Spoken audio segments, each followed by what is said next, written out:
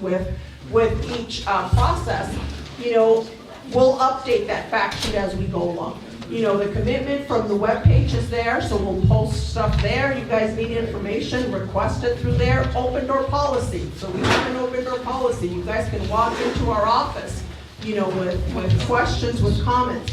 I always say, I want to hear the problems because I want to address the problems, but I also need solutions, okay? So you guys need to come to us and let us know that you don't agree with something, that's not the way it should be done, but find a solution, Problems, I have a basket full back here, so come to me with the solutions as well.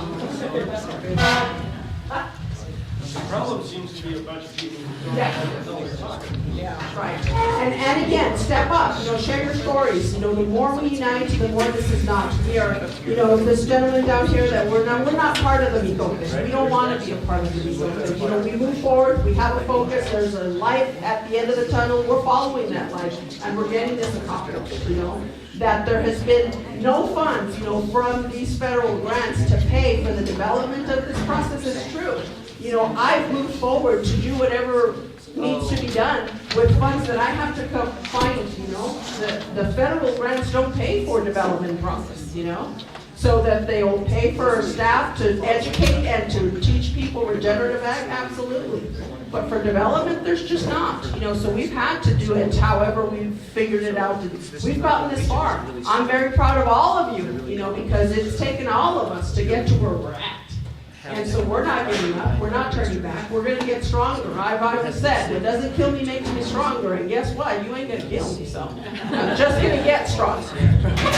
Who has the microphone? We all have to farm it. I know we're shooting for October-ish. Have you guys determined processing fees? Right now we're paying per pound and we're also paying a kill fee. And I know it'll be different based on animal and whether it's for home use or USDA process. Have you guys talked about that yet? Home use and USDA, I don't think will have a price difference, but we want to be competitive, so Lucas is looking at that, and making sure that we are competitive. Again, we're a fee-for-service type of entity, and so that you guys are not going to have to travel the distance that, we're down here, is going to make a difference. But we do want to, be competitive. So the prices are being looked at as we speak to make sure that we come to a price point that is acceptable, that you guys can work with. And again, as we move along, we have great people at the table. Arrowhead Center from NMSU, NMSU is been at the table. They are helping us. They helped us with the business plan development. They helped us with research, with retail and wholesale studies. They've got a whole bunch of information that is useful. But again, who is going to make this project and who's going to carry out this project is you guys. So the input that you guys have for us moving forth is what we're going with. We are a fee for service. So if you guys have your own clients, more power to you. We'll process for you, hand it to you, you sell it. You need help being placed in the markets, then that's what we are. We have standing partnerships right now with New Mexico Grown Program. The legislative efforts right now to get in-state inspection are happening, as we speak. Jillian, has been, lobbying out there to get state inspection done. That it's a good thing, that it's a bad thing. You know what? It's local. It's to supply local, and that's what we're all about. So New Mexico grown, New Mexico raised, New Mexico sold. If we can get inspection with that, then absolutely. There's some negative, on the floor with it, but it's passing through. We have a legislative request right now for capital outlay, and it looks great. Why? Because it's going along with all of this movement that New Mexico has right now with food security, and supporting the local growers. We have Rachel and we have Tyler, who are going to be able to sit with you guys and get a farm number if you guys don't have one yet, so they'll help you with that. You guys need business development plan and cost of goods sold and putting that together. They'll get you the help for that, so we have a resource center here at TCEDC now that is going to help you guys do that and move you guys forth, I don't feel alone because I see all of you in the room. You guys don't feel alone because we're here. We're going to stay here. We're deeply rooted. We live in this community. We need to feed off of the community, and we need to empower our community. And so we're not going to be part of the mitote, señor. We're not. You know, we'll move forward, and again, share your stories. You know, that is what's going to get us to the next level.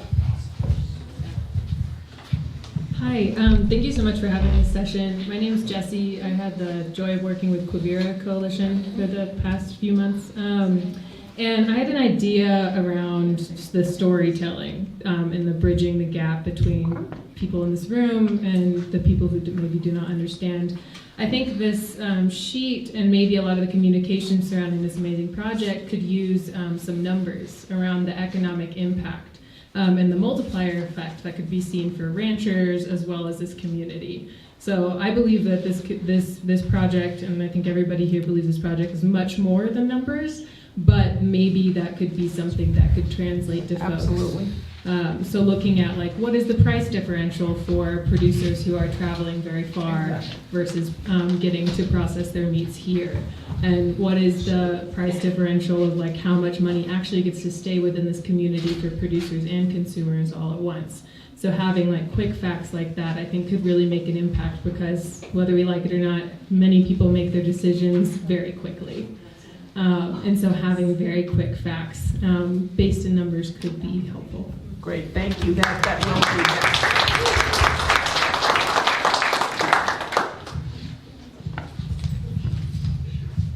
My name's Jose Madrigal. I have a quick question.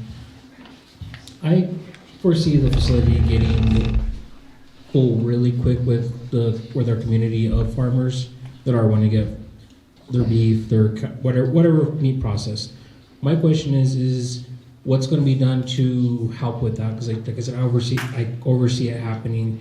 Everyone's going to want to go in at the same time. What's the plan for that when that happens? It's scheduling, you know, as you guys go out to melts, you know, you have to get on the schedule, you know, so basically there's been within the ranchers, the concern is always, well, I, you know, grow more than him and I have more animals and I should have preference, because absolutely not. You know, you get on a schedule on a first come, first serve. You know, it's equality for everyone. And so that you have, you know, the way we operate in the kitchen, you know, and the way we help the people in the kitchen is there's certain producers, the wholesale producers that already have a market, okay? They're already out there. They have to meet that market. So if that salsa has to be in the shelves, you know, then they do take some sort of priority versus, you know, someone coming in and wanting to make cookies for a party on Saturday, because we are a community kitchen as well. You know, so there is certain instances that need to be looked at, you know, markets need to be met and filled, but it's an open door policy. You know, basically you come to us, how we're gonna address that and how we need to fill that is to make sure that we have the workforce, you know, so that we say that we have 5 people and it's gonna take 5 people to operate this, then we need to make sure we have 8-10 people in line to make sure and meet that demand. Right now, you know, Lucas is talking about a 2-day slaughter and 3 days process. If there's more slaughter days that need to happen, then they slaughter more on that day. You know, right now, if he's processing, you know, 3, 4, 5 a day, then with the right and properly trained workforce, he can go up on that. Again, we're looking to fulfill the need, okay? We're looking to make sure that Taos County, our northern communities are serviced, okay? This is our community. The Matanza was operating on a 100-mile radius. You know, 100-mile radius basically covers a lot of ground. Our local is first, you know, that is a priority. You know, we do need to make sure that, you know, my biggest dream and my biggest factor here is that I get local beef into the institutions. I want our kids to eat that local healthy beef. I want our seniors to have that through the senior center, you know? I mean, those are efforts that we need to see. But I also recognize that it's not feasible for a lot of you to be able to provide the institutional need because of the cost behind the institution. So we need to make money for you guys in other areas and in other methods to be able to allow you and afford you to sell to the institutions, you know? I tell my salsa maker, I said, you know, you sell salsa and you get $9 per container. The schools aren't going to pay you that. There's just no way. You know, the money's just not there. So how do you deflect that and how do you put that into numbers? She's right, it's all about the numbers. How do you make it happen? Well, he doesn't have to package individually for the school. He can sell in 5-gallon jugs, each container that he's not going to use for 5 gallons. No label per container. He's got a guaranteed check at the end of the month, so everybody can count on that check because the school comes through. It's a guaranteed payment. So you don't have to distribute, you don't have to come and get your product and then go put it out and restock your shelves. So there's some cost savings there. So it's really putting the numbers on paper and making sure that we're identifying those for-profit items that you can sell, to a SEC in Arroyo Seco, to make sure that we can afford for you guys to put that local beef into the markets.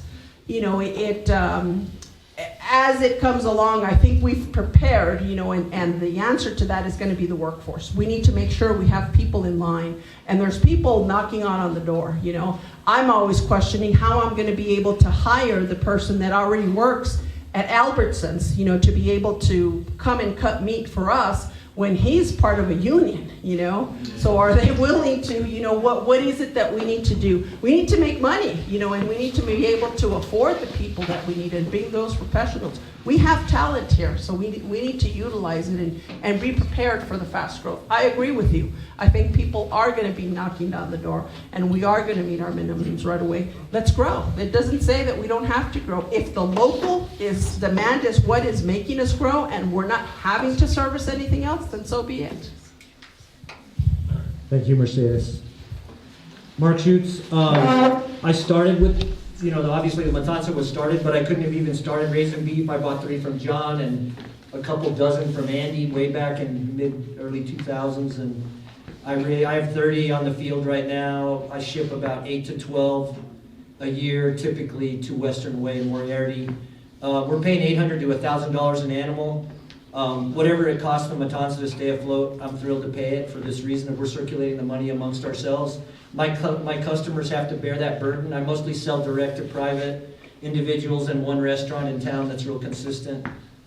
The point I wanted to make was that the foundation, this is obvious to so many people, forgive me for stating the obvious, but the foundation of this Matanza is forage. And our forage, in many cases, is really worn down. People know that the sagebrush desert used to be big grasslands. And a lot of the pastures look kind of worse than some of the sage land because they've all been beaten down and they're full of prairie dogs, tusaws, and ants. And so because I went from 3 animals to 30, I had to start looking for more land. You can't support 30 animals on the 20 acres I inherited. So what that is it's become an economic driver for me to go and build partnerships with landowners in the community who are older, or maybe they have another job, maybe they're an attorney or a lawyer, and we need all that land functioning for so many reasons. It saves every one of those property owners close to $600 an acre a year that somebody's growing hay on the land or running livestock. So we're all keeping that alive. Not to mention, every drop of water you turn out into the fields within a sequia is recharging the aquifer.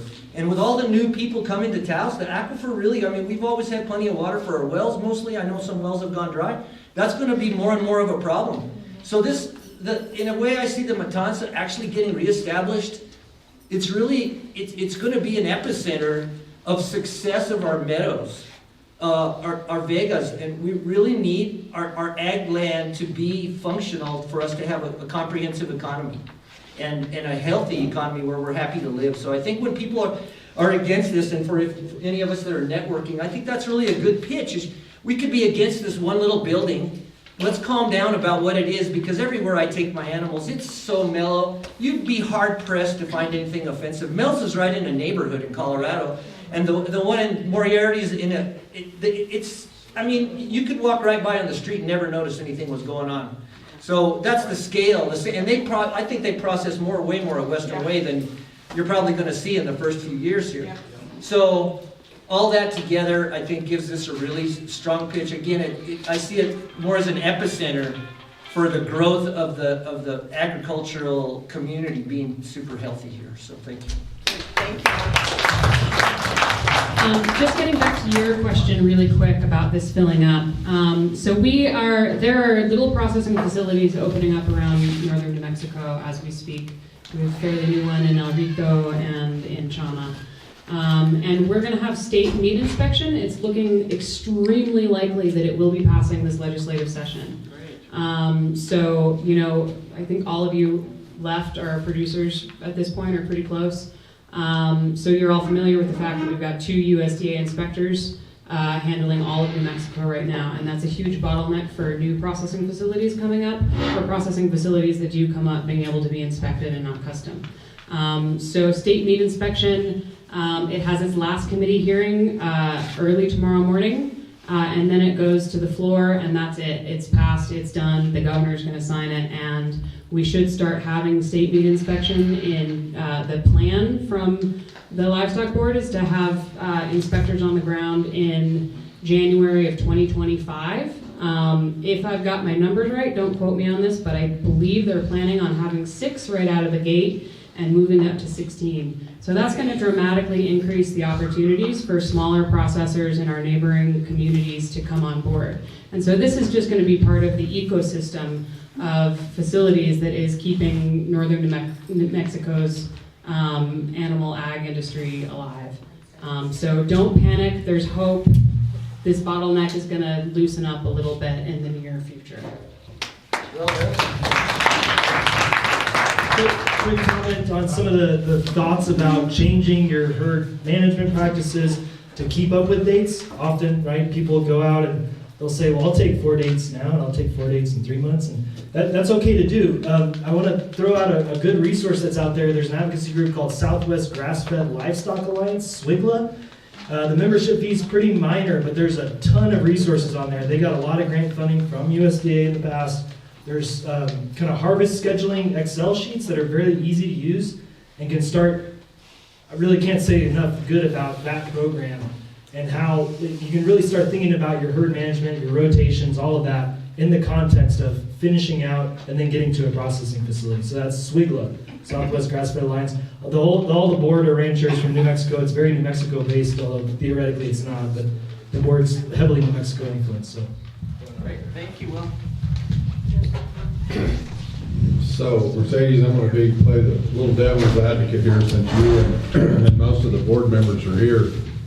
So my question to you guys is, I understand that this is a non-profit situation, but is this plant going to be for profit? Is this plant going to be sustainable and stand on its own? Absolutely. There is no nonprofit. My understanding of a nonprofit is we have to reinvest that's where these wages are going to come from. That's where we're going to reinvest in equipment, keep up to date, and we have to make a profit, and we have to stand on our own. This dependency on grants cannot continue, TCEDC cannot, follow that model. We need to generate income to be able to sustain. We need to make income. We need to earn income to be able to feed you guys, So there was a lot of us back in the early, and my question comes from the mobile Matanza in its inception. And it crashed and burned. And it only lived because of donations from wealthy people or not only that, it was the buzz at the time,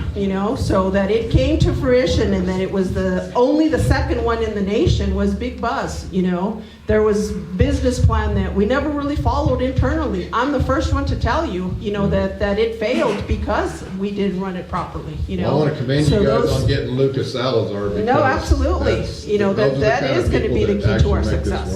Absolutely, and he is behind the whole project, so that we are investing as much time as we are investing in it is for a success. We need to make sure that it does have the business plan, that we follow a business model, and that we make it an economically viable project. So absolutely, full commitment on that.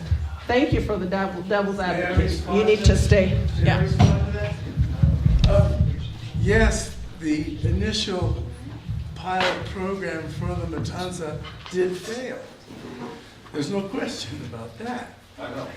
And what happened once it failed was that there were 3 or 4 years of analysis because the New Mexico Department of Agriculture was interested, The United States Department of Agriculture was interested out of the Farmington office. And they did assessments of this very important model because, as Mercedes has said, this can work. And it really does lower the costs of local livestock producers and allows them to make a profit. These analyses, and there was another one done by the, what's that foundation in Santa Fe? Thornburg. There were 3 analyses, and they said, yes, it failed. Here's the reasons why. And I have it written down. I'll give you my card. We can talk. I'll give you the reports. In my communications with them, Mr. Oldham from Farmington, Mr. Swillington from Las Cruces, etc., and from legislators. I'm not as concerned about those things as I was. I'm not finished. And they said, this can work. And these analyses came out with how this can work. And the Farmington office came out with a analysis and a proposal, and